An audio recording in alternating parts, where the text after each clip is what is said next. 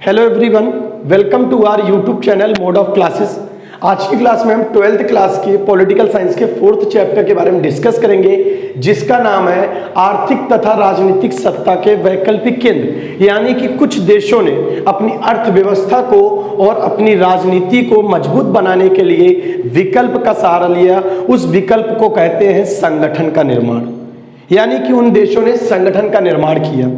जैसे दक्षिण पूर्व एशिया के देशों ने आसियान को बनाया और यूरोप के देशों ने यूरोपीय संगठन का निर्माण किया।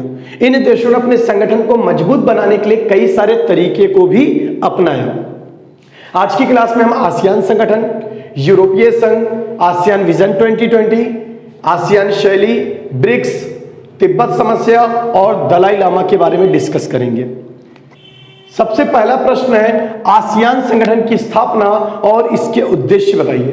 यानी कि आसियान संगठन का निर्माण कैसे हुआ और इसका उद्देश्य क्या है, कि जो इन्होंने निर्माण किया उसका उद्देश्य क्या है।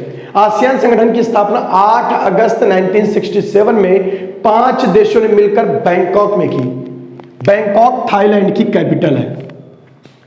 इनके सदस्य देशों के नाम है Indonesia, Singapore, Malaysia, Philippines, Thailand तथा अब इसके सदस्यों की संख्या बढ़कर 10 हो गई है।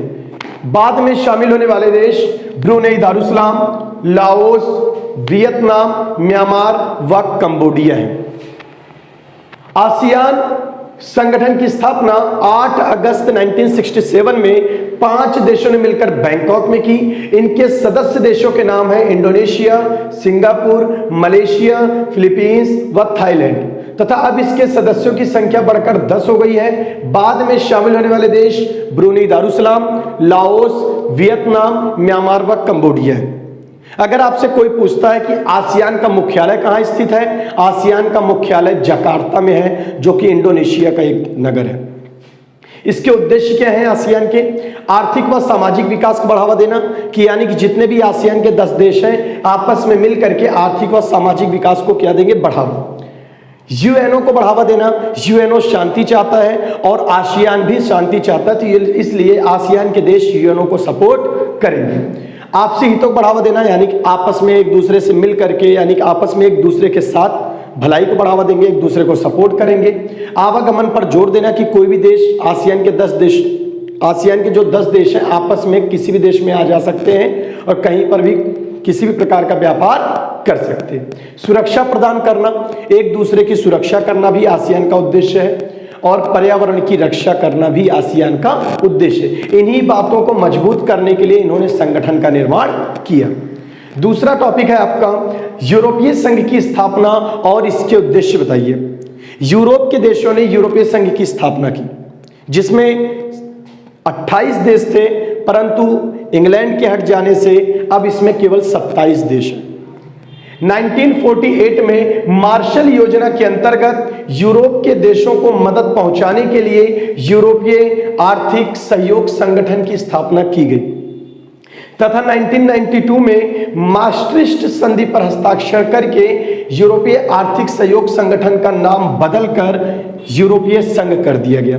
पहले 1948 में जब इसकी स्थापना की गई थी तो इसे यूरोपीय आर्थिक सहयोग संगठन कहा जाता था, यानी कि OEEC, ऑर्गेनाइजेशन ऑफ यूरोपीय इकोनॉमिक कॉपरेशन। अब इसका नाम EU पड़ गया है, यानी कि यूरोपीय यूनियन, यानी कि यूरोपीय संघ। अब इसके सदस्य राष्ट्रों की संख्या 27 है। कुछ सदस्य राष्ट्र जैसे France, Germany, Italy, Netherland, Ireland, Denmark आदि है। एक बार दोबारा देख लेते हैं। 1948 में मार्शल योजना के अंतर्गत यूरोप के देशों को मदद पहुंचाने के लिए यूरोपीय आर्थिक सहयोग संगठन की स्थापना की गई। 1992 में मास्ट्रिक्ट संधि पर हस्ताक्षर करके यूरोपीय आर्थिक सहयोग संगठन का नाम बदलकर यूरोपीय संघ कर दिया गया। अब इसके सदस्य राष्ट्रों की संख्या 27 है। कुछ सदस्य राष्ट्र France, Germany, Italy, Netherlands, Belgium, Ireland, Denmark आदि है। उद्देश्य मुक्त व्यापार को बढ़ावा देना, यानी कि यूरोपीय संघ के जो 27 देश हैं आपस में मुक्त व्यापार करेंगे, यानी कि आपस में किसी से एक भी रुपए का टैक्स नहीं लेंगे, मुक्त व्यापार प्रणाली को अपनाएंगे। सुरक्षा प्रदान करना, यानी कि 27 देश आपस में एक दूसरे की सुरक्षा करेंगे कि कोई भी देश इनके 27 देशों के ऊपर, किसी भी देश के ऊपर हमला करता है तो सभी मिलकर के उसका जवाब देंगे।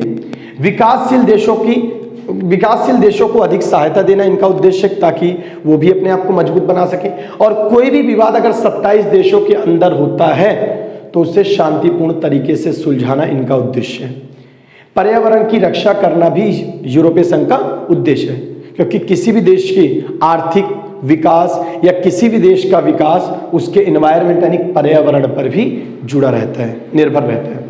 नेक्स्ट टॉपिक है आपका आसियान विजन 2020 के सिद्धांत बताइए। आसियान के देशों ने अपने आप को मजबूत बनाने के लिए एक और रास्ता अपनाया और उसका नाम रखा आसियान विजन 2020, यानी कि 2020 तक आसियान अपने आप को कहां से कहां तक डेवलप कर लेगा।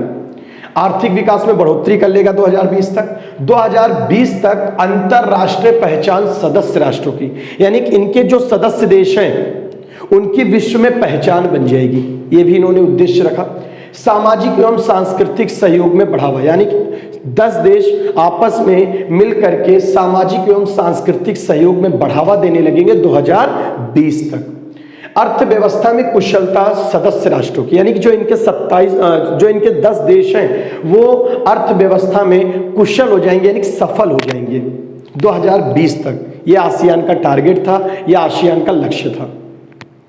विश्व राजनीति में इस संगठन का प्रभाव बनाना या बढ़ाना, यानी कि आसियान का लक्ष्य था 2020 तक हम विश्व की राजनीति में अपना प्रभाव बढ़ा लेंगे।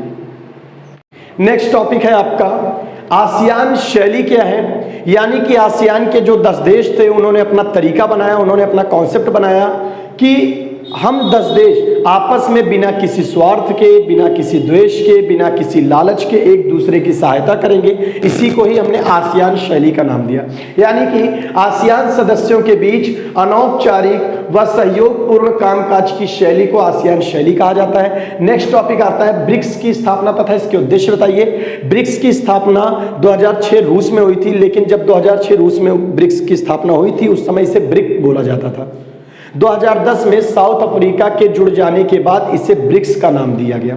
तो देखो ब्रिक्स की औपचारिक रूप से स्थापना 2006 रूस में हुई, 2006 में इसे ब्रिक बोला जाता था, परंतु 2010 में दक्षिण अफ्रीका के जुड़ जाने से इसे ब्रिक्स का नाम दे दिया गया तथा इसके 5 संस्थापक देश हैं ब्राजील, रूस, भारत, चीन, दक्षिण अफ्रीका। ब्रिक्स की स्थापना देशों की आर्थिक स्थिति को मजबूत करने के लिए की गई, यानी कि अगर आपसे 5 संस्थापक देश पूछा जाएगा, बिल्कुल सिंपल है, ब्राजील, रूस, इंडिया, चाइना और साउथ अफ्रीका। इसके उद्देश्य हैं पर्यावरण की रक्षा करना, यानी ब्रिक्स की स्थापना का उद्देश्य क्या था कि हम अपने आप को मजबूत बना करके पर्यावरण की सुरक्षा करेंगे। व्यापार बाधाएं, यानी जो भी व्यापार में रुकावट है उसको हम दूर करेंगे। शांति व सुरक्षा को बढ़ावा देंगे। सभी देशों के बीच मधुर संबंध स्थापित करेंगे, यानी कि अच्छे संबंध बनाएंगे। और मानव के अधिकारों को भी हम बढ़ावा देंगे कि देश के अंदर, किसी भी देश के अंदर मानव के अधिकारों का हनन नहीं होगा। यह उद्देश्य किसका था? ब्रिक्स का था। नेक्स्ट टॉपिक है आपका तिब्बत समस्या के बारे में बताइए। तिब्बत एक छोटा सा प्रदेश है जो कि चीन के पड़ोस में स्थित है। जैसे भारत में रहने वालों को भारतीय कहा जाता है, वैसे ही तिब्बत में रहने वालों को तिब्बती कहा जाता है। लेकिन उस पर चीन ने अपना कब्जा स्थापित कर लिया, जिससे वहां के लोग भड़क उठे और उन्होंने चीन का विरोध किया। इसी विरोध को हमने तिब्बत समस्या का नाम दिया। देखो 1950 में चीन के पड़ोस में स्थित एक छोटे से प्रदेश जहां तिब्बती जाति के लोग रहा करते थे, वहां पर चीन ने अपना कब्जा स्थापित कर लिया, जिससे तिब्बत के लोग भड़क उठे और उन्होंने चीन का विरोध किया। तिब्बत की समस्या को भारत ने भी स्वीकार किया, जिसके कारण चीन और भारत के संबंध कुछ बिगड़ गए। 1950 से लेकर आज तक तिब्बती समस्या बनी हुई है। और तिब्बत में जब भारत ने चीन की बुराई की तिब्बत को लेकर के, तो उसके बाद भारत का भी रिलेशन चीन से खराब हो गया। नेक्स्ट टॉपिक है दलाई लामा कौन थे? दलाई लामा तिब्बत के धार्मिक गुरु, यानी सबसे बड़े गुरु को बोला जाता है। लेकिन जब चीन ने तिब्बत पर कब्जा कर लिया तो इन्होंने क्रांतिकारी का रूप धारण किया, एक तरह से इन्होंने चीन का विरोध करना शुरू किया।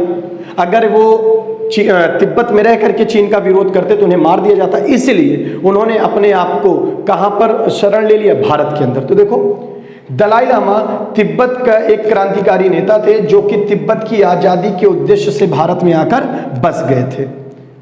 अगर आपको यह वीडियो पसंद आई हो तो चैनल को सब्सक्राइब करें, लाइक करें एंड बेल आइकन पर प्रेस करें, जिससे कि आपको टाइम टू टाइम अपडेट्स मिलते रहे।